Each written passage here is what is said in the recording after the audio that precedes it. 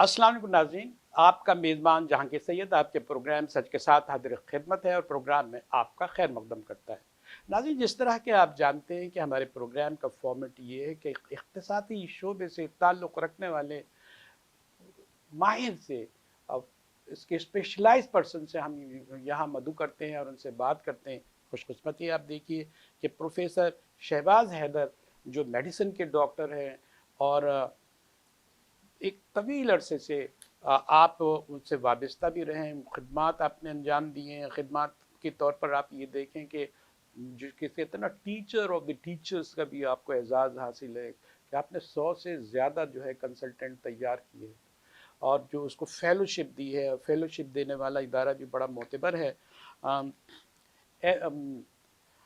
इस हवाले से हम मज़ीद बात कर सकेंगे और लेकिन जो आप सन 2002 में आप कंसल्टेंट बने, उसके बाद जो है वो आपने अंबार लगा दिया कंसल्टेंट तैयार करने का, ये एजाज़ भी है। और लेकिन यहाँ थोड़ा सा मुख्तलिफ मैं आपको बताता चलूँ कि आपको अल्लामा इकबाल और पाकिस्तान और पाकिस्तानियत और जो उम्मत मुस्लिमा के हवाले से अल्लामा इकबाल की खिदमत है, जो उनकी फ़िक्र है, उस पर भी आपकी काफ़ी गिरफ्त है। तो हमने सोचा कि आज इस हम जाविये से भी आपसे बात कर लें। प्रोफेसर शहबाज हैदर साहब, आप हमारे साथ मेडिसिन पे बहुत प्रोग्राम करते रहे हैं, लेकिन आज ही हम चाहते हैं कि एक और रुख से आपसे बात की जाए कि उम्मत मुस्लिमा के हवाले से अल्लामा मोहम्मद इकबाल कि क्या जो है वो सोच है, फ़िक्र है, और हमने कितना उससे जो फ़ायदा उठाया, इस्तेफ़ादा किया है, और कहाँ हम भटक गए। बहुत शुक्रिया नवाजिश मधु करने का। और इससे ज़्यादा खुशी है कि आपने मुझसे ऐसा सवाल किया है जिसका जवाब जो है, यानी अगर आप कहेंगे जी तारीख़ का सच क्या है, तारीख़ पाकिस्तान का सच क्या है, तारीख़ मुस्लिम का सच क्या है, तो वो सच हमें, अगर मैं पोजीशन होल्डर हूँ अपनी पूरे बोर्ड का, मैट्रिक में भी और एफएससी में भी। अच्छा, लेकिन माशाल्लाह। अगर हम रूटीन की तारीख पढ़ें ठीक और है। रूटीन जो हमें पढ़ाई जाती है, ज़ाहिर है कि मैंने बीइंग पोजीशन होल्डर वो उसमें से हर लफ्ज़ पढ़ा होगा और हर लफ्ज़ उसके बारे में मुझे उसमें से मैंने नंबर लिए, सबसे बेहतरीन वाले नंबर लिए जो पोजीशन बनी। तो वो उससे हमें जो है तारीख़ के बारे में, हम ये नहीं कि हमें गलत नहीं पढ़ाई जाती, लेकिन एक ये मीठी मीठी बातें बता दी जाती हैं, पूरी बात नहीं बताई जाती। सही है। अब तारीख़ का सच क्या है और पाकिस्तान की तारीख़ का सच क्या है। अब अल्लामा इकबाल रहमतुल्लाह के बारे में जो हमें कंसेप्ट बनता है पढ़ने के बाद कि जी हमने उन्हें इसलिए मोतबर जगह दी हुई है कि उन्होंने पाकिस्तान का ख्वाब देखा। अब पाकिस्तान का ख्वाब देखा का मतलब ये है कि उन्होंने जो है ना, ये इस इलाके में एक मुस्लिम रियासत बनाने का आइडिया पेश किया। सही, बिल्कुल सही। लेकिन अगर आप उनका कलाम पढ़ें सही है। तो आप उन्हें देखेंगे कि वहाँ पे ऐसी कोई आपको कहीं माइक्रोस्कोप से ढूंढने से शायद मिले कि उन्होंने कोई पाकिस्तान के ख्वाब के बारे में या कोई बात की हो। नहीं, लोग ये भी, सादा लोग तो ये भी कहते हैं कि ख्वाब वो ख्याल में ही रहते थे और ख्वाब देखते थे बाकायदा बंद आंखों से सोते में। अब इनको ही बताइए कि वो उन्होंने नज़रिया सोचा, उनको ड्रीमफुल वो थे, उन्होंने आइडियाज़ दिए हैं, इसकी खबर ही नहीं ये नई नस्ल देखें, को। वो अपने जो है ना मुदब्बर थे अपने ज़माने के, और वो पाकिस्तान वो क्या कहते हैं मुस्लिम के हालात से बहुत से ज़्यादा वो क्या कहते हैं अटैच थे। उनका जो ख्वाब है असल में वो ये नहीं कि हिंदुस्तान में ये सूबों के ऊपर पाकिस्तान बना दिया जाए। ये उनके बहुत जो बड़े ख्वाब की, एक्चुअल ख्वाब की एक छोटा सा टुकड़ा तो हो सकता है। यानी ये कह सकते हैं कि हम इलाका हिंदुस्तान के मुस्लिम का प्रैक्टिकल सॉल्यूशन क्या हो सकता है, उन्होंने ये पेश किया। अनडिवाइडेड जो है वो इंडिया में अनडिवाइडेड इंडिया में मुसलमानों के लिए क्या मुस्लिम सोल्यूशन हो के सकता लिए है, जो क्या बेहतर सोल्यूशन है, वो सारी मेजॉरिटी में कि हिंदू बहुत बड़ी मेजॉरिटी में है और वो जो है बहुत ज़्यादा जो है ना उनके तअस्सुब और उनकी वजह से वट एवर जो भी चीज़ें रिगार्ड में हैं सही है, कि सही है, उन्होंने सही वो है, सही है। आ चुकी हैं और उनके रद्दअमल के तौर पे ही ठीक है, ये तो जना बड़ी तैयार हुए। तफसील से किताबों उनका में भी। एक्चुअल जो उनके जो ख्वाब उनके कलाम से दिखता है, तो वो तो इस शेर से उसके बारे में पता होगा कि कभी ये नौजवान मुस्लिम तदब्बर भी किया तूने, वाह। वो क्या गर्दूं था, वो क्या आसमान था वाह। जिसका तू है टूटा हुआ तारा।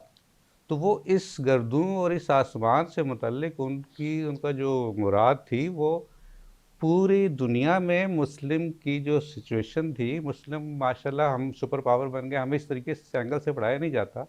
और आपका बहुत शुक्रिया कि आपने हमें मौका दिया कि मैं अपनी जवान नस्ल को बताऊं कि मुस्लिम कब सुपर पावर बने। सही है। अब जब रसूल सल्लल्लाहु अलैहि वसल्लम इस दुनिया में जो ना मैसेज लेके आए, तो उस दुनिया में दो सुपर पावर थी, एक हम फारस या ईरान, हमारे पड़ोस के ईरान, और एक रूम। और रोम जो था वो कस्तुनतुनिया बेस यानी इस्तांबुल बेस था। ये दो सुपर पावर्स थी।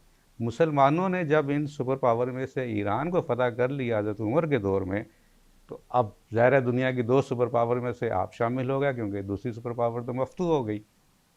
तो मुस्लिम उस वक्त से सुपर पावर बने थे, और उसके बाद उस्मानिया सल्तनत तक भी मुस्लिम सुपर पावर थे।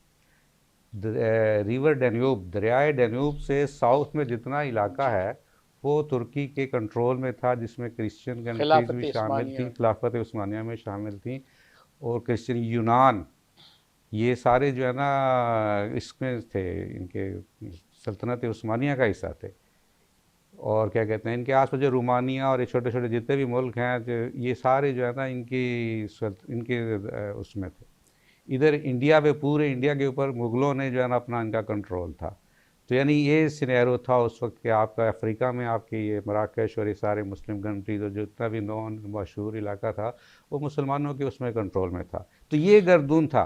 अल्लामा इकबाल का जो ख्वाब है वो इस समा को वापस लाना है, यानी इस सिचुएशन को वापस लाना है सही जिसमें बात है, मुसलमान सही। दोबारा जो है वो गालिब हैसियत में हो, कम अज़ कम निशत्तु इज़्ज़त वाली सानिया हो, ज़िंदगी में आहिया हो। हो। और ये ख्वाब उन्होंने उस वक्त देखा था जब कि आज तो हम फिर भी 70 साल से आज़ाद हैं ना, उस वक्त वो तो जब से पैदा हुए थे तो वो तो क्या कहते हैं अंग्रेज़ का कब्ज़ा था, और वो मुस्लिम कौम और हिंदू कौम दोनों गुलाम कौमें थीं। बेदारी की तहरीक बर्पा और की ना वो आपने। उसमें यानी मुसलमानों का मोराल आज से 100 गुना ज़्यादा पस्त था जितना आज इस वक्त में मुसल पाकिस्तान में दिखता है। और इसमें माशाल्लाह बहुत बड़ा कंट्रीब्यूशन जो है वो पाकिस्तान के एक क़याम को। और मैं एक ये मायूसी फैल रही, उसी की भी मैं आपकी मदद लूंगा प्रोफेसर साहब। कि अब लोग कहते हैं कि यार इतनी बड़ी तहरीक थी, इतनी बेदारी की आपने, वो सब कुछ किया, हर मौजू के इंसान के, मुसलमानों के मसले पे बात की, लेकिन जब ये जिसे तजर्बा कहते हैं, इस्लाम की तजर्बा कहते हैं, इस पर आप दिखाते, तो उसमें तो आप हम लोग नाकाम नजर आते हैं। अब ये इसमें मैं एक और वजाहत करता हूँ, जी माशाल्लाह आपने खुद ही उस तरफ बात ले आए हैं कि ये हम ये समझते हैं, यही जो हम जो पढ़ते हुए आते हैं जी जी। स्कूल में, या जो भी हमारा जनरल कंसेप्ट है, हम ये पढ़ते हैं, हम ये समझते हैं कि जी हम और अल्लामा इकबाल जो है ना साथ साथ चल रहे थे, हम उन्हें लीडर बना के चल रहे थे, उनके पीछे पीछे चल रहे थे, क़यादत में चल रहे थे, हम सब एक जान थे। ऐसा नहीं है। इसका सबसे बड़ा सबूत ये है कि अल्लामा इकबाल फोर्थ हुए 1938 1938 में। 1937 में एक इलेक्शन हुए थे सूबों के, तो उसमें जो पाकिस्तान में 3 सूबे हैं, बलूचिस्तान को उस सूबे का स्टेटस नहीं था, तो जिस काफी बाद हुआ वो तो वो 74। हाँ बाद में वो 70s में उसे वो मिला। तो 74 में। पंजाब, हाँ। सिंध एंड केपी के इसमें 150 मुस्लिम सीटें थीं, क्योंकि उससे पहले कायदे आज़म वो अलहदा मुस्लिम सीटें करा चुके थे कि मुस्लिम सीटों के ऊपर सिर्फ मुस्लिम खड़े हो सकते हैं। और इन मुस्लिम सीटों में से मुस्लिम लीग को 150 में से कितनी सीटें मिली? सिर्फ 2 सीटें मिली, जिनमें से एक बताइए। जो है ना वो सीट जीत के जो है ना उन्होंने पार्टी बदल ली। यानी बेसिकली एक ही सीट बनी, वो इलेक्टेबल थे, वो कभी इधर उधर होते रहे। तो अल्लामा इकबाल ये सीन देख के फोत हुए। सही। आप इसलिए इस चीज़ को तो भूल जाए, हमारी कौम जो कहती है हम बड़े अच्छे थे, सब ठीक ठीक जा रहे थे, ऐसा कुछ नहीं था। हमारी कौम इलेक्टेबल्स के पीछे जा रही थी। सही है। अल्लामा इकबाल ने अपना जो ख्वाब वो कायदे सही। आज़म के सही। साथ थे, और वो उसी ख्वाब में थे कि एक मुस्लिम जनाब अली उसके ऊपर जो है एक अलग से कंट्री बन जाए। और उनकी ज़िंदगी तक तो वो अवाम उनके साथ नहीं थी। सही है। शेर व शायरी में, मुशायरों में खूब वाह वाह हो जाती है, ज़रा वो एक अलग है, लेकिन जो एक आपके पास साइंटिफिक पैमाना है जब वोटिंग करने का और इलेक्शन जीतने का, वो जो 1937 में हुआ, उसमें अल्लामा इकबाल ये हाल देख कर वो सदमे से, वो मायूसी से फोत हुए हैं। ही वॉज नॉट हैप्पी, वो उसने इजहार नहीं किया, आप एक क्योंकि नई चीज बता रहे हैं, एक नए एंगल से बात कर रहे हैं कि अल्लामा इकबाल ने इतना बड़ा पैगाम दिया, वो जो है 7 साल पहले उनका इंतकाल हो गया हमारी आज़ादी से। अब वो सदमे से गए, इतने बड़ा नज़र न आ रहा था उनको, इतनी बड़ी तहरीक थी, मिल के रहेगा पाकिस्तान वाली तहरीक थी, ये बट ज़ाहिर के रहेगा वो हिंदुस्तान, सब तो 19 वो देख के गए। नहीं देख के गए ना, आपको नहीं, रिजल्ट बता दिया ना आपने। मैं जो ना जो तहरीक चल रही थी उसको तो देख के गए तहरीक ना, तो उसके जाहिर तो है, इजलास करते रहे। उस तहरीक का देखें उस वक्त अल्लामा इकबाल के यानी 1937 के इलेक्शन के कुछ अरसे बाद जो मैंने पढ़ा कि कायद आज़म लाहौर आए, स्टेशन पे उनको लेने के लिए अल्लामा इकबाल समेत जो है ना 8-10 बंदे थे। अगले दिन उन्होंने जलसा किया स्टेशन के पास, उस जलसे में 200 के करीब बंदे थे। इट इज़ 1937 यानी क्यों नहीं आते थे ये ये? क्या क्या वडेरा क्लास थी क्या? उस वक्त यहाँ पे जागीरदार थे जिन्होंने पाकिस्तान बनाया ये? इस वक्त यूनियनिस्ट एक पार्टी थी जिसमें पंजाबी ज़मींदार भी शामिल थे, हिंदू ज़मींदार भी शामिल थे, सिख ज़मींदार भी शामिल थे। ये को ब्रिटिश थे कि बस हमें कोई अंग्रेज़ों से मसला वसला नहीं है, हम उनकी जनाब वाली जो भी करना अच्छा। चाहिए। तो ये यूनियनिस्ट थे। उनका जो फिर जो वज़ीर आला था वो सिकंदर हयात वज़ीर आला बना। कायद आज़म ने सिकंदर हयात से भी कोशिश की कि भाई हम अब मुज़ाहरा एक हो रही है, उसके बाद ये सारी बातें अल्लामा इकबाल के फ़ौत होने के बाद की हैं। तो उन्होंने भी देखा कि आवाम को तो इस तरफ नहीं आ रही, तो उन्होंने फिर इलेक्टेबल जो है ना की कोशिश की कि किन्होंने इलेक्टेबल्स को। इलेक्टेबल पकड़े? जी जी, कायद आज़म ने। कायदे आजम उन्होंने ने एक इलेक्टेबल पकड़े? पैक्ट हुआ जिना सिकंदर पैक्ट के नाम से। उस पैक्ट के मुताबिक उन्होंने कहा कि जी जितने भी मुस्लिम हैं यूनियनिस्ट पार्टी में, वो अपनी यूनियनिस्ट पार्टी की बरकरार रखते हुए मेंबरशिप वो मुस्लिम लीग में शामिल हो जाएं। अच्छा, और ये ये तो बहरहाल जो ना। है ना उस वक्त सिकंदर हयात कुछ पॉजिटिव थे, कुछ वो थे, उन्होंने जो है ना इस तरह उनको जो है ना एक मौका मिला कि जो इलेक्टेबल थे ना उनको अपनी तरफ जो है ना। उसके बाद एक सियालकोट में जो है ना मुस्लिम लीग का एक जलसा हुआ, तो मीटिंग हुई, तो तो उस इलेक्टेबल्स तो नहीं थे, बल्कि ये है कि जो भी मुसलमान था और जहां भी बिखरा हुआ था उसको अपने प्लेटफॉर्म पे लाया, ये तो बड़ा जबरदस्त काम किया। ये ज़ाहिर है, तो वो देखें वो तो मकसद ओरिएंटेड थे। उन्हें कहा कि मकसद चाहिए, सारे मुस्लिम जो है ना उन्हें मुस्लिम लीग में आना चाहिए। अब वो उन्हें इस तरीके से उन्होंने कहा कि भाई वो बात है कि लीडर की कदर करनी पड़ती है, लीडर की कदर करनी चाहिए। बाकायदा हमारी सुन्नत या क्या कहते हैं हदीस नबवी है कि लीडर का इकराम करो, सरदार सही। का इकराम करो। क्योंकि आपको एक सरदार को आप कन्विंस करके साथ ले लेते हो तो उसका पूरा कबीला या उसके पूरे बंदे जो हैं वो भी आपके साथ जो है ना आपको बगैर मेहनत के मिल जाते हैं। तो उन्होंने इलेक्टेबल साथ मिलाए। उस इलेक्टेबल मिलाने और मज़ीद थोड़ी बहुत वेव्स जो चल रही थी, उनके असरात का नतीजा ये हुआ कि जो 46 में इलेक्शन हुए। अब देखिए, ये आपकी कते कलामी हो रही है, हम ज़रा ट्रैक से हट जाएंगे अगर ये रहा।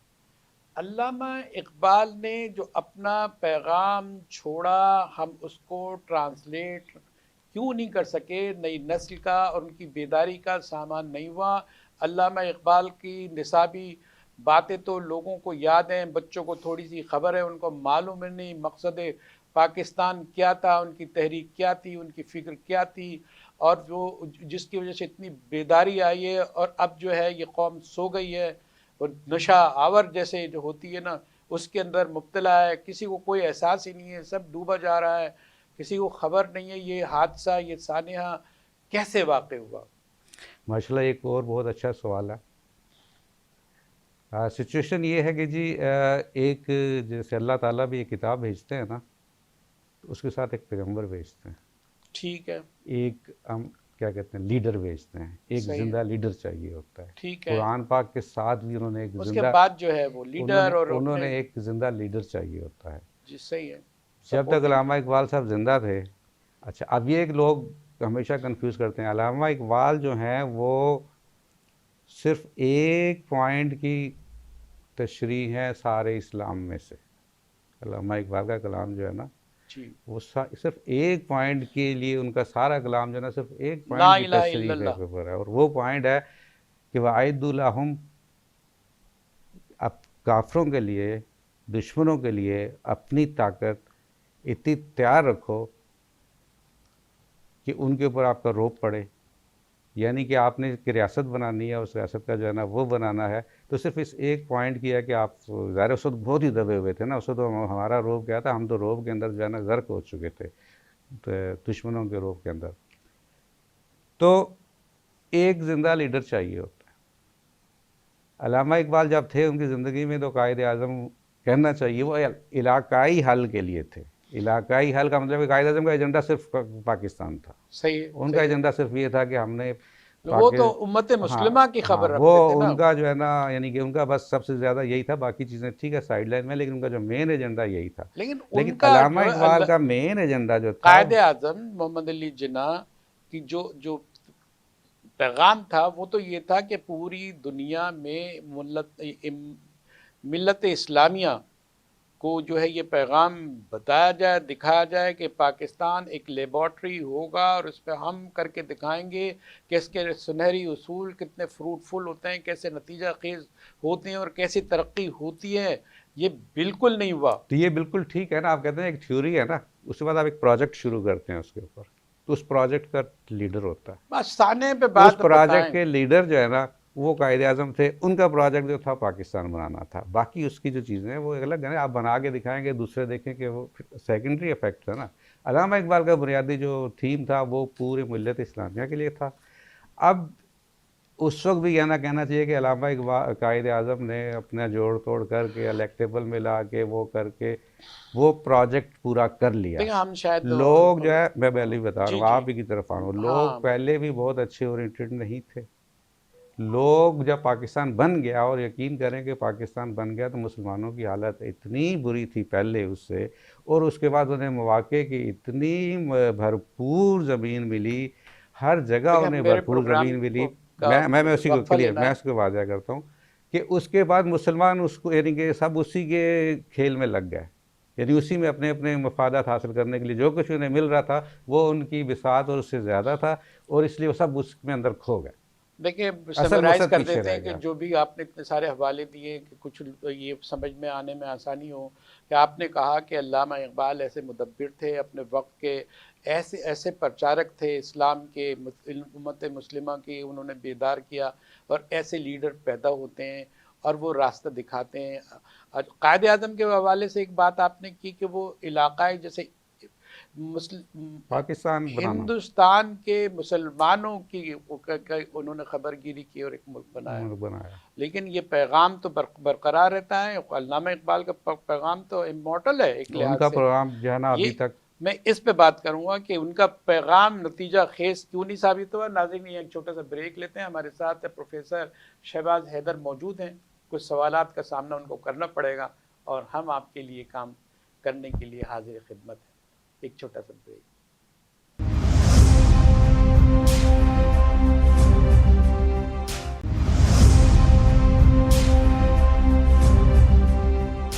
वेलकम बैक नाज़रीन, प्रोग्राम में दोबारा हम आपका खैर मकदम करते हैं। प्रोफेसर शहबाज हैदर हमारे साथ मौजूद हैं। अल्लामा इकबाल के हवाले से आपका काफ़ी मुताला है और इसमें आप दर भी रखते हैं।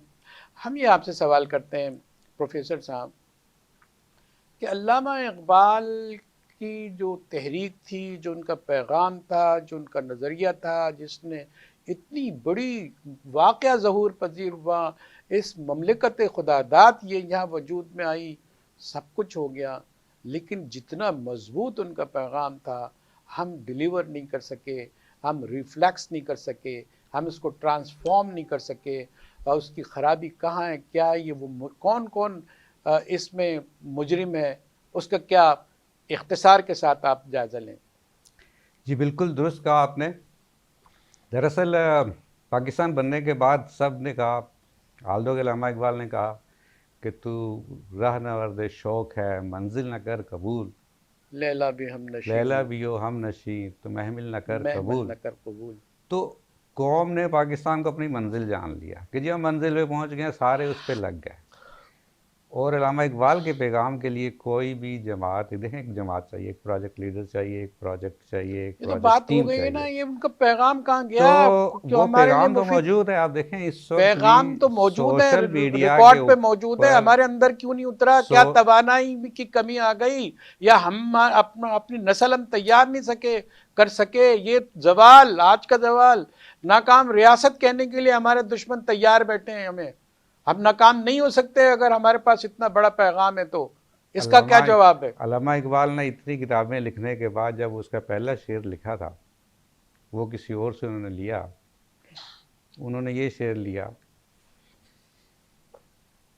फूल की पत्ती से कट सकता है हीरे का जिगर, फूल की पत्ती से फूल की पत्ती से कट न, सकता है हीरे का जिगर, मर्द नादा पे पे है कलाम वे नर्म व नर्म और नाजुक नाजुक बेअसर। बेअसर। तो मैं जैसे बताया कि उनकी ज़िंदगी तक भी उनके पैगाम को एक्सेप्टेंस नहीं मिली। वो बड़ी बुरा हाल देख के गया कि पूरे आप ये पाकिस्तान कह में रहे हैं कि 150 जो में हम से लोग हसास नहीं रहे। हम एहसास ना पहले थे ना बीच में भाई रहे देखिए, पाकिस्तान ना बनाया, एहसास नहीं होता कि कैसे अब पाकिस्तान हैं। बन जाता। हम मिलामा वो कलामा इकबाल वो हमारे कायद आज़म ने जोड़ तोड़ करके इलेक्टेबल मिला के वेव बना के कुछ ना कुछ करके अल्लाह ताला ने कामयाबी दे दी। लेकिन कौम जो है ना, देखें सूबाई हुकूमतें उस वक्त भी आप देख लें, सूबाई हुकूमत उस वक्त इसमें कौन सी बन रही है। इवन 46 के इलेक्शन के बाद ही पंजाब में यूनियनिस्ट ने फिर पार्टी बना ली थी, और क्या कहते हैं सिंध में भी और KP के में भी। तो वो कहना चाहिए कि पूरा पैगाम जो है ना वो नीचे तक रूट्स तक नहीं उतरा था, उसी के दौरान पाकिस्तान बन गया। उसी वजह से पाकिस्तान बनने के बाद जो है ना प्रॉब्लम रहे कि अवाम अभी तक बेदार पूरी नहीं हुई। वो कहते रहे खेज अज खरा ख्वाबे ग्रां खेज, उठो गहरी नींद से उठो, खेज अज ख्वाबे ग्रां खेज। लेकिन ये कि हमारी कौम जो है ना माशाल्लाह से अभी तक भी उस मतलूबा लेवल पे नहीं है।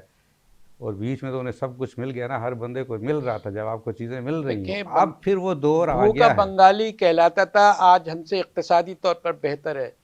चीन जो है वो नशा का आदी था, हीरोइन ची अफीम ची कहलाता था, आज जो है पहले नंबर दूसरे नंबर पर है। और आप और जगह देखें, जापान था तबाह बर्बाद हो गया, उसने रिन्यूअल लिया, नई जिंदगी ली, और आज जो है इक्तिसादी ममालिक में शामिल है जिसने बहुत ज़्यादा तरक्की की।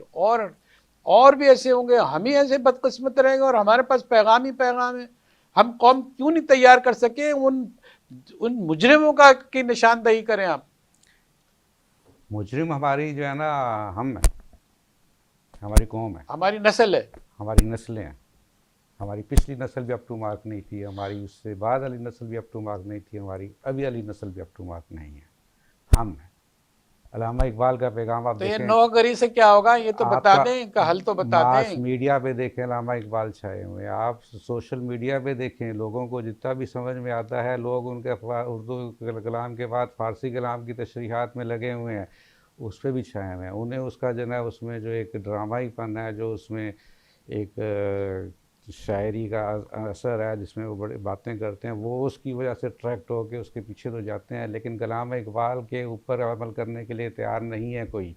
और अमल क्या है कि आप एक तंजीम बनाएं, एक जमात बनाएं, उसका टारगेट रखें कि हमारा टारगेट उम्मत मुसलमा की ये भी तो वापसी है है। ना, जब उसका जो इसके लिए हमने कोशिश की, मैं बता रहा हूँ हमने कोशिश की, लेकिन लोगों को जो है ना वो एक शहर है, इसमें मीडिया की सपोर्ट चाहिए, इसमें लॉजिस्टिक सपोर्ट चाहिए, इसमें बहुत सी दूसरी सपोर्ट्स चाहिए, और वो सब मौजूद है और वो सब मिलेगी बशर्तिया कि आप जो भी वो हैं उन तक आपका पैगाम पहुँचे। और पैगाम पहुँचाने के लिए मीडिया बहुत उसका रोल है, वरना जंगल में मोर नाचा किसने देखा। पर तो मीडिया आप तो किसी कोने में प्रोग्राम पहुंचाता रहता है, लेकिन मसला ये है कि कोई सुनने को तैयार नहीं है। देखें, अल्लामा इकबाल खुद गए हैं कि बेहिस सिर्फ कौम है, अब क्या किया जाए। अब जैसे और ये मैंने जो बताया ना, 75 साल से हुक्मरान आ रहे हैं, ये तो इनके रिकॉर्ड आप देख लें, हम क्या कहें, उन पर क्या तनकीद करें। हम जैसा तो उनके हाथों हलाक हो गई कौम। सुपर पावर जो थी, ये क्या कहते हैं, जब 1914 की बात फर्स्ट वर्ल्ड वार हुई तो इसके आखिरी सालों में ये यहाँ पे अंग्रेज़ फ़ौज, फ्रेंच फ़ौज, इटालियन फ़ौजें उतर चुकी थी। वो उसके बाद आज जो की है ना, बात करें, सारे मिसालें ये मौजूद हैं, अपनी बात करें। उसमें आपको एक लीडर चाहिए, एक जमात चाहिए, और वो उस लीडर मकसद को कैसे लेके मिलेगा? सामने कैसे चले। मिलेगा लीडर का? हम इंतजार करते रहे।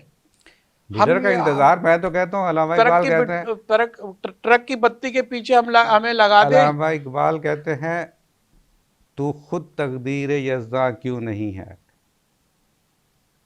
तू खुद तकदीर यज़्दा क्यों नहीं है, तू खुद लीडर बन। लेकिन हमारी कौम में वो ना खुद लीडर बनने के लिए तैयार हैं, ना वो साथ देने के लिए तैयार हैं। उन्हें जो चाहिए ट्रक बत्ती चाहिए, ट्रक बत्ती पीछे चलने के लिए तैयार है। मकसद मतलब ये कि सब कुछ तैयार नज़र आ रहा हो उन्हें कि जनाब अली खाना पीना आपने गाड़ियाँ। अपने अंदर जो है अल्लामा का पैगाम उतारा है, आपका वलवला, आपके जज्बात क्या कहते हैं कि कैसे तब्दीली आएगी? ये किस्से कहानियों से नहीं आएगी कि शेर सुनाते सुनाते तो लोग थक गए हैं। और आप ये बता दें इसका हल क्या है? इसका बिल्कुल आपने सही कहा कि मैंने शायद इससे पहले आपसे मुज़ाकरे में यही बात कही थी कि भाई ये एक शेर मैं इधर पढ़ दूँ, दूसरा उधर पढ़ दे, ठीक है, आप तकरीरों ये में चल रहा है। आपको एक तंजीम और जमात चाहिए कौन सी जिसकी, जमात चाहिए? ये जो इस पक्ष 19, 20, 25 तो जो नहीं, जमातें। वो जमातें जो है, उनका देखिए उनका थीम किसी का है। उनका थीम है सियासत, चलती सियासत में अपना हिस्सा लेना, चलते इलेक्शन में अपना तब क्या करें इनको? अपना इन हिस्सा लेना। चोरों को, डकैतों का कोई हल भी तो बताएं, या वो रोते देखें, रहेंगे हम? हर चीज़ की जो दुनिया में सबसे बड़े डायनामिक्स हैं वो इक़्तिदार के डायनामिक्स हैं। वो इंतजार, इक़्तिदार, पावर, इक़्तिदार, हाँ। पावर के, वो सब पावर के इक़्तिदार के डायनामिक्स में हिस्सेदार हैं। अब और कहाँ से अब लाएं? आपके पास जब रियासत है तो रियासत में आपको एक हुक्मरान की ज़रूरत है, तो वो अपनी जगह पे अपने डायनामिक्स पे वो चलेगा। अगर आप इलेक्शन के ज़रिए, सियासत के ज़रिए वो चलने दें, क्योंकि अगर उसके बगैर आप वैक्यूम पैदा हो जाएगा कि आपका जो है ना वो कौन है, हुक्मरान कौन है। तो आपको वो सिर्फ हुक्मरान सेलेक्ट करने का डायनामिक्स है। वो उससे अलावा अभी हम देख रहे हैं कि 70 साल में कुछ नहीं कर सके, यानी वो आपको, लेकिन वो 70 साल चाहिए, में रिजल्ट ही नहीं आना लेकिन भाई वो साहब। चाहिए। आप अदरवाइज आप कैसे आप अपना हुक्मरान कैसे मुंतखब करेंगे? बगैर हुक्मरान की रियासत तो नहीं होगी तो ना। आप आगे बात करें, हल बताएं कि हाल भाई इसका यही है कि कत्ल जनाब अली, गारतगरी है, आप इनकलाबी, हम खूनी इनकलाब ला नहीं सकते हम। इसके लिए आपको जो है लॉजिस्टिक चाहिए, यार रिसर्च आप पूरी टीम मंसूबाबंदी चाहिए। बता रहे हैं, आपने खून जिगर, आपने शेर खून लिखा देखें, खून जिगर। देखें मैं दावत दे अल्लामा सकता हूँ। इकबाल के खून जिगर में की जो बातें है ना, तो अल्लामा इकबाल भी यही कहते हैं ना, वो कहते हैं ना, वमा अलैना इल्लल बलाग, मेरे, यानी ये अल्लाह ताला ने पैगंबरों के ज़रिए पैगंबरों से कहलवाया कि हमारे ऊपर कुछ लाजिम नहीं है सिवाय पैगाम पहुंचाने के, पैगाम देने के, दावत देने के। अब मैं यहाँ बैठ के दावत दे सकता हूँ कि भाई मैं आपको जनाब अली सारा वो सियासी स्ट्रेटजी बता सकता हूँ, लेकिन उस स्ट्रेटजी को सारी आवाम तक पहुँचाने के लिए, और आवाम को भी नज़र आए कि ये जनाब अली स्ट्रेटजी ज़रा थोड़ी सी बंदे ताकतवर है, कोई जब क्या कहते हैं वो मजबूत है, वो एक बंदे की नहीं है, इसके पीछे जनाब अली तमाम लॉजिस्टिक भी मुनासिब हद तक लॉजिस्टिक मौजूद हैं, तो वो आएंगे। सिंपली वो मेरी आवाज़ के ऊपर नहीं आएंगे। I have tried. ठीक है, मेरे कहने का मतलब मैं एक आपको नग़्मा है, सौदा खाम खून जिगर के बगैर।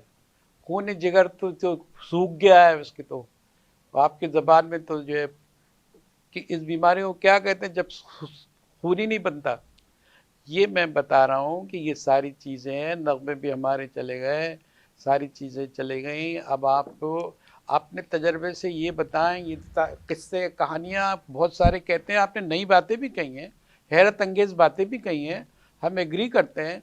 अब वैसे जब फंस गए, क्योस हो गया, तबाही हो गई, बर्बादी हो गई, ज़मीन से लड़ गए, पानी में डूब गए, अभी भी कहते हैं हाँ डूब रहा हूँ, अभी डूबा तो नहीं हूँ, ये बेगैरती है। ये को देख रहे हैं सारे हुक्मरान के डूब रहे हैं, लेकिन अभी नहीं डूबा। इसका जवाब चाहिए ना, हम तो प्रोफेसर हैं, अब हम तो जवाब मत चाहते हैं। जवाब मेरे पास तो ये मौजूद है। मैं चाहता हूँ बताएं ना, मेरी आप है हल कि बताएं ना। मेरी बात को आप पहुंचा सकें तो मैं तो मुसलसल, पहचाने बैठा हूं ना, तसलसल से। मेरा नहीं, एक प्रैक्टिकल। प्रोग्राम से कुछ नहीं होगा। चलिए हम 10 कर लेते हैं, आप उसकी तसलसल जो है, एक इक़्तिबास देते हैं आज। तसलसल से आज देखो, उसका इंट्रो देते हैं और आप। फिर इसके साथ जो है ना, जो और साफ सी बात है कि जैसे आप देखते हैं बड़ी बड़ी जो WHO है, WHO भी अपने लिए फिर एक एम्बेसडर मुंतखब करता है। वो मुंतखब करता है जो ज़रा पहले से लोग जानते हों जिसे, यानी लोगों को एक्सेप्टेंस के लिए एक चेहरा या एक वो भी चाहिए होता है, और दे टेक टाइम। मैं एकदम कहूँगा वो एकदम मेरे पीछे कोई नहीं आएगा। तो ये एक प्रोसेस है, एक लॉन्ग प्रोसेस है। इसके लिए आपको लॉजिस्टिक सपोर्ट चाहिए, साफ सी बात है, आपको वो चाहिए, सपोर्टर चाहिए, स्पॉन्सर चाहिए, आपको मीडिया चाहिए, मीडिया की कंटिन्यूटी के साथ चाहिए। नाज़रीन एक छोटा सा ब्रेक लेते हैं, ब्रेक के बाद हम दोबारा हाजिर होते हैं। प्रोफेसर शहबाज हैदर साहब हमारे साथ मौजूद हैं। उम्मत मुस्लिमा के हवाले से अल्लामा इकबाल ने जो पैगाम छोड़ा है उस पर हम बात कर रहे हैं, और आज की तबाही को रिलेट करके बात कर रहे हैं कि हमने कहाँ मिस कर दिया अपने कुरान को। अल्लामा इकबाल ने तो वहीं से जो ड्रॉ किया था सारी चीज़ें, अल्लामा इकबाल की बात को तो शायद हम नग़्मगी और शायरी के तौर पर तो हम जानते हैं, उसकी रूह से वाकिफ़ नहीं है। डॉक्टर साहब से पूछेंगे, एक वक्फ़ा ले लेते हैं, वक्फ़े के बाद हम यहाँ एक और मौका हम देंगे, जिस तरह के डॉक्टर साहब ने कहा कि ये एक प्रोग्राम का मोहताज नहीं है, बहुत सारे प्रोग्राम होने चाहिए। इस पर हम करते रहेंगे। एक छोटा सा ब्रेक।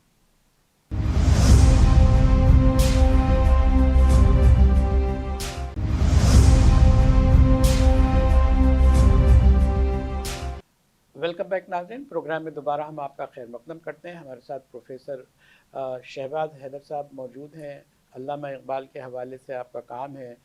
उम्मत मुस्लिमा का जो पैगाम अल्लामा इकबाल ने दिया है वो कुरान से जो है ड्रॉ किया, एक्सट्रैक्ट किया, और वो इससे एक मदद ये भी मिली कि कौम में एक वक्त ऐसा आया कि उसने बेदारी की तहरीक भी देखी और पाकिस्तान भी बना, कायद आज़म को भी की भी सरपरस्ती रही, और उन्होंने हमारी वकालत की, वकील की हैसियत से काम करते रहे।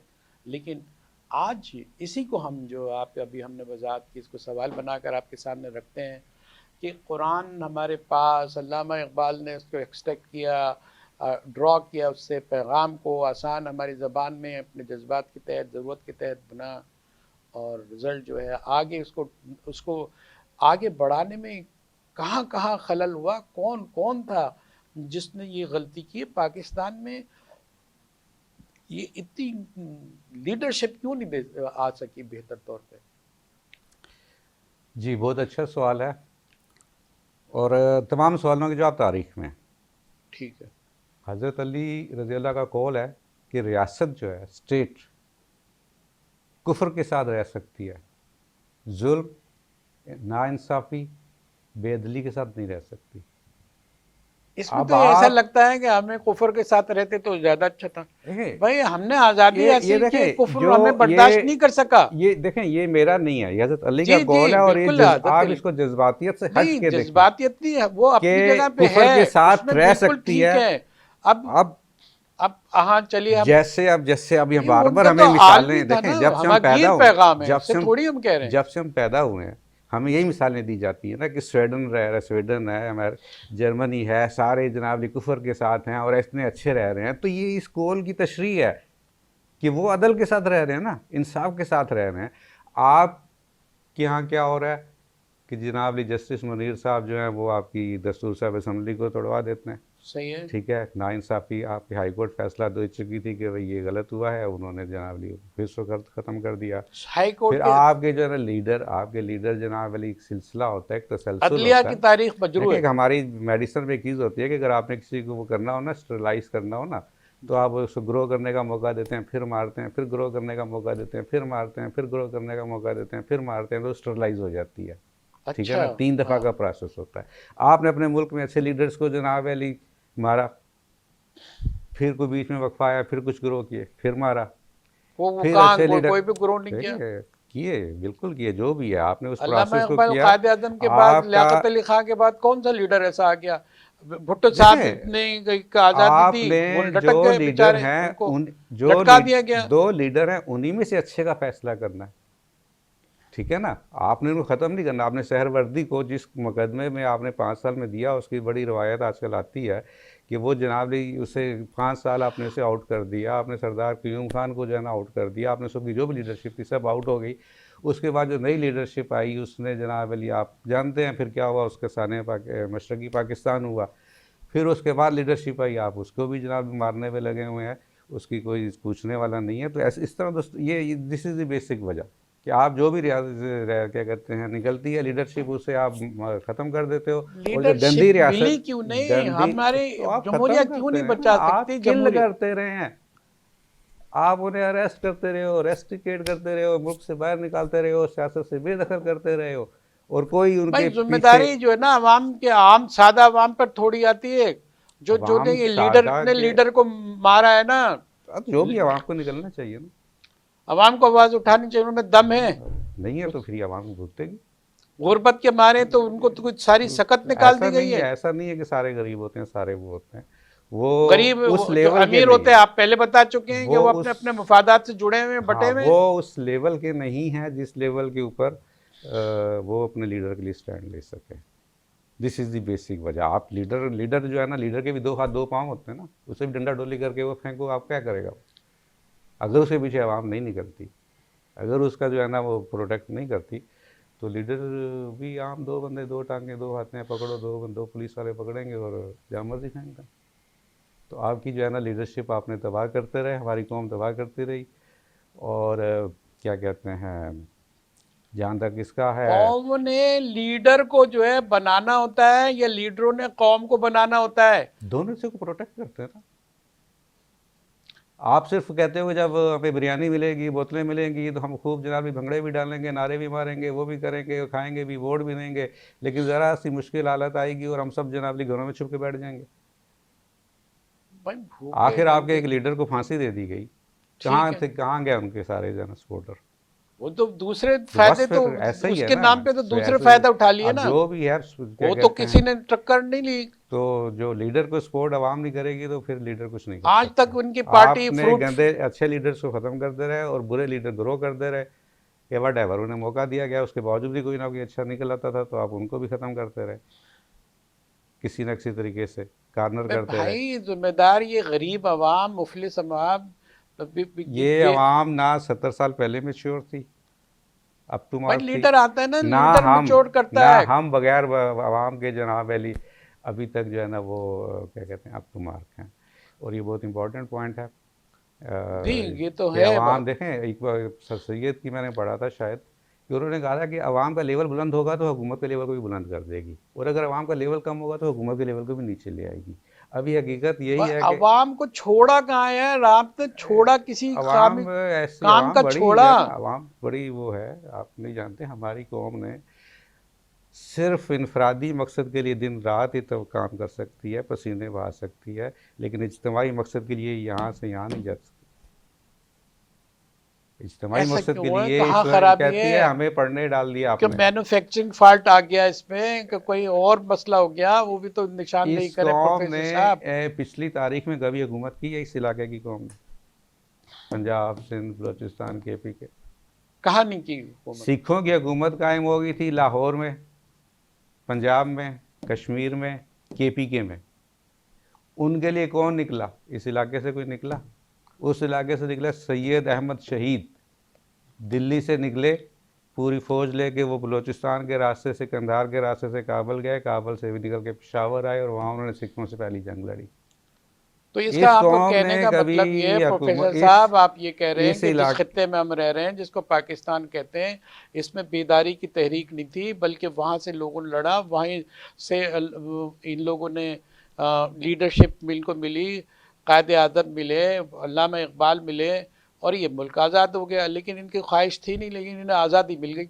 इन्हें आज़ादी ऐसे मिल गई ना, इलेक्टेबल, चूँकि सर सिकंदर हयात के ज़रिए पैक्ट करके उन्होंने 10-15 पहले तोड़ लिए, फिर 10-12 तोड़ लिए, तो इलेक्टेबल थे। साथ वेव का भी असर था। देखिए सारी चीज़ें होती हैं, एक हाँ नहीं, इंडिविजुअल ठीक है, फैक्ट ठीक नहीं कह रहे होता हैं। कि एक वेव भी थी, वो साथ कुछ इलेक्टेबल भी मिला लिए, कुछ इलेक्टेबल को दे के कुछ लोग और भी शिफ्ट हो गए, फिर उसमें कुछ खंबे भी जीत गए। तो एक सारा मजमूई माहौल है जिसकी वजह से बहरहाल वो पाकिस्तान बन गया, लेकिन इसकी जड़ें जो है ना दिलों में नहीं थी। इसका जो है ना मकसद, आवाम का लेवल जो है उस वक्त बहुत ही जो है ना पस्त लेवल का था। एक बर्क साहब है, उन्होंने एक बुक लिखी हुई है 1918 के मुताबिक, वो स्टोरी बताते हैं। वो कहते हैं कि जी सारे जो है ना चमक दमक अमीरी कमीरी सब जो है ना गैर मुस्लिम में, और मुस्लिम सारे जो है ना मेहनत करते हुए नज़र आ रहे हैं। क्यों? तो हमारे मुसलमानों की हालत बहुत ज़्यादा बुरी थी। हम आज के वक्त में सोचते हैं कि जी क्या है ऐसा, उस वक्त के तो मुसलमान समझ लें कि सारे उस लेवल के थे ना, वर्कर लेवल के ऊपर, क्या कहते हैं, अभी तो इक़्तिदार तो सारे साहब अब लैंडलॉर्ड थे, सारे सारे वो तो। कुछ लैंडलॉर्ड थे ना, पंजाब में थे वो, लेकिन जो मेजॉरिटी थी वो कुछ थे, चंद एक थे, लेकिन जो बिज़नेस था वो बिज़नेस सारा किनके पास था? मुसलमानों के पास नहीं था। फैक्ट्रीज़ वगैरह मुसलमानों की नहीं थी, और कुछ ज़मींदार थे, बाकी जनाब अली सारे जो लोअर काम होते हैं मजदूरी मेहनत वाले, वो मुसलमानों के पास थे। लेकिन बहरहाल ये आपने, तारीख बर्ग साहब ने 1918 का स्टोरी लिखी है, उसमें काफ़ी अच्छी झलक है। अब ज़रा हमारे पास टाइम प्रोग्राम के लिहाज से इतना नहीं होगा कि हम उसका जो नेक्स्ट ट्रैक जो ना करके सुना सकें। नाज़रीन, हमारे प्रोग्राम का वक्त तकरीबन ख़त्म हो चला। प्रोफेसर साहब ने कई एंगल से बात की है, जो बड़ी सोच और फ़िक्र के ज़ाविये आपने दिए हैं, और ये है कि हमारी कौम कौम नहीं थी, और जो जिस जहाँ पाकिस्तान बना वहाँ तो आज़ादी की तहरीक ही नहीं थी। इलेक्टेबल को मिलाकर अब उस हिस्से पर जहाँ से हम ज़मीन छोड़ कर आए हैं, जिस पर हिंदुस्तान कायम है वहाँ तहरीकें पैदा हुई और यहाँ तहरीक पैदा नहीं हुई। और लेकिन हुआ ये कि जब वो पाकिस्तान बन गया तो फिर भी लीडरशिप नहीं मिली, कि उनमें वो तवानाई, वो गर्मजोशी, जो गैरत जो चीज़ होती है, बेदारी की चीज़ होती है, वो मौजूद नहीं थी। उसके बाद भी लीडर्स आते रहे और कोई ऐसे जो लीडर्स है उन्होंने भी इलेक्टेबल का इंतखाब किया और एक इलेक्टेबल को मिला के उन्होंने अपनी हुकूमतें बनाई और एक ने दूसरे को मारा। एक लीडर आया तो दूसरे को वो चला गया, किसी को बाहर फेंक दिया। ये आप ही के अल्फाज में मैं बात कर रहा हूँ। और ये तमाशा होता रहा और उसके नतीजे में आज अलमिया ये है कि हमारे पास लीडरशिप नहीं है और ना कौम को इसकी बड़ी फ़िक्र है। अगर उसमें बेदारी और फ़िक्र पैदा होती तो शायद लीडरशिप आज भी बनाई जा सकती है। अगर ऐसा नहीं हुआ तो खुदा खैर करे।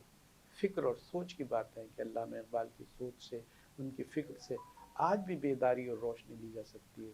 लेकिन उसका लब्बो लुबाब उनके पैगाम का ये है कि इंसान की जो, मुसलमानों की जो गैरत है वो जागनी चाहिए। उसके बगैर तब्दीली का कोई इम्कान नज़र नहीं आता। हमारे मुंह में खाक कि हम इससे भी नीचे जाएं। हमारे लिए तो ये दुआ है हमारे कि हम ऊपर जाएं, तरक्की करें। और प्रोफेसर साहब का हम बहुत शुक्रगुजार हैं कि आपने कुछ ऐसे नुकात उठाए जो लोग शायद कहने से कतराते हैं, आपने वो बातें यहाँ की हैं।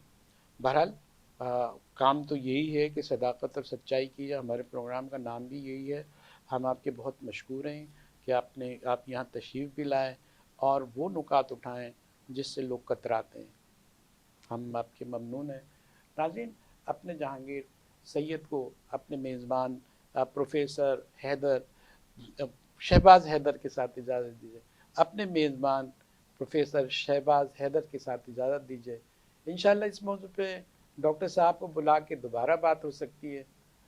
फिर हम किसी प्रोग्राम का इंतज़ार करते हैं आपसे मुलाकात के लिए डॉक्टर साहब के साथ। तब तक के लिए इजाज़त दें। अल्लाह हाफ़िज़।